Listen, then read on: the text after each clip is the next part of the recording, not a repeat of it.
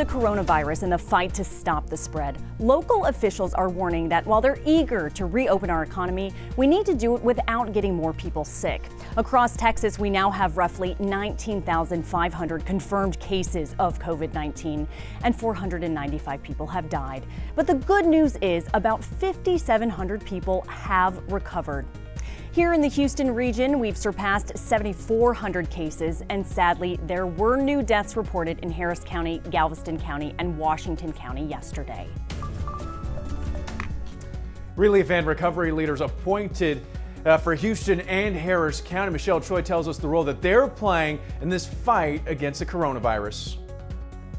Xavier, we're told both recovery leaders will work side by side to get the city and county's economies back up and running again. Both men also believe widespread testing is key to reopening. Here in Houston, former Shell Oil President Marvin Odom will head up Houston's recovery. Odom also served as the city's chief recovery officer following Hurricane Harvey.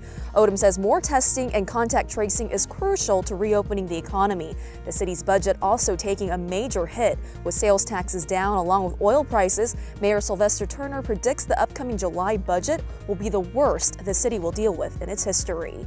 COVID-19 is going to have significant impacts, I will tell you. All 5 of my cadet classes, for example, will be deferred. Employees will be furloughed. Leading Harris County's effort will be State Representative Armando Wally. Judge Lina Hidalgo says he'll devise a reopening plan that'll also focus on small businesses and underserved communities as they continue to flatten the curve. In Houston, Mayor Turner says we've managed to flatten the curve but haven't reached a peak yet. Guys, back to you. Hey, Michelle, and as you just heard her mention oil prices, this is a huge story for our area this morning. Prices plummeted below zero yesterday. The coronavirus is helping drive that lack of demand. Ed Hers, an economist with the University of Houston, says prices could fall even more by the close of the market today. In addition to the virus, he blames the drop on the way Wall Street invests in crude oil. He also says oil fields in West Texas will be hit the hardest. You know, it's just not very good, and it's going to continue this way until we get out of the COVID-19 recession. Hers says people will continue to see lower prices at the pump.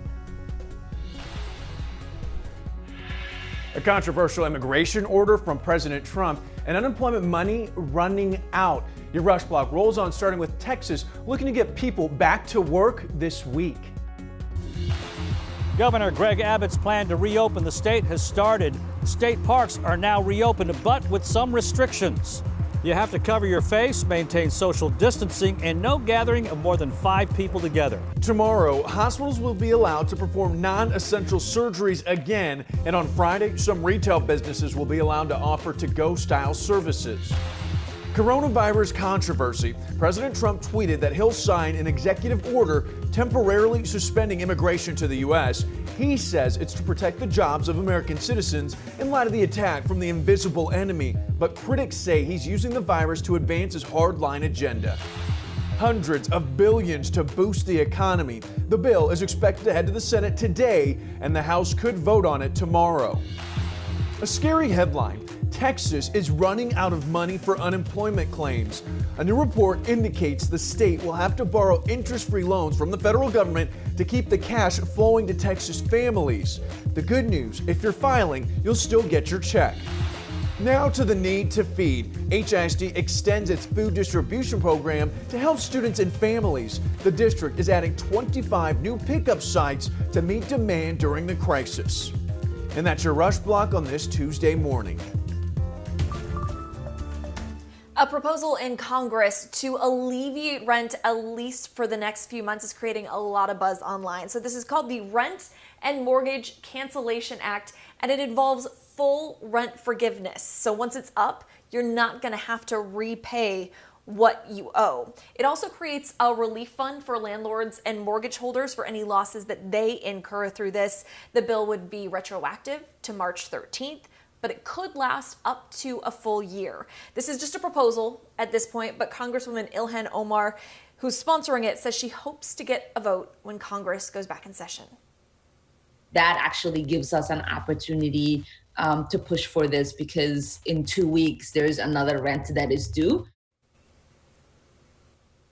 So we want your take. Do you think rent and mortgage payments should be canceled during this COVID-19 pandemic? You can weigh in on khou.com/vote now or by using our mobile app. A lot of folks weighed in on our Facebook page, creating an interesting conversation. Becky says, absolutely not. The money has to come from somewhere, likely tax hikes down the road. Mike thinks that property taxes should be waived first to give property owners a chance to survive too.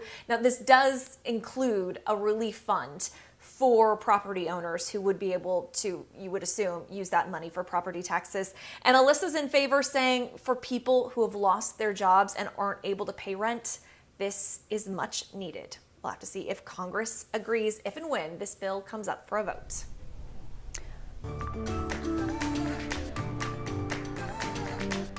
Well, COVID-19 won't stop NASA from a historic launch in just over a month, but the scene will look a bit different at Kennedy Space Center. Stephanie Whitfield connects the dots. Buried in an avalanche of coronavirus news, a major announcement from NASA. Let's connect the dots. NASA Administrator Jim Bridenstine says astronauts will be headed back into space atop a rocket built right here in America, launched from U.S. soil.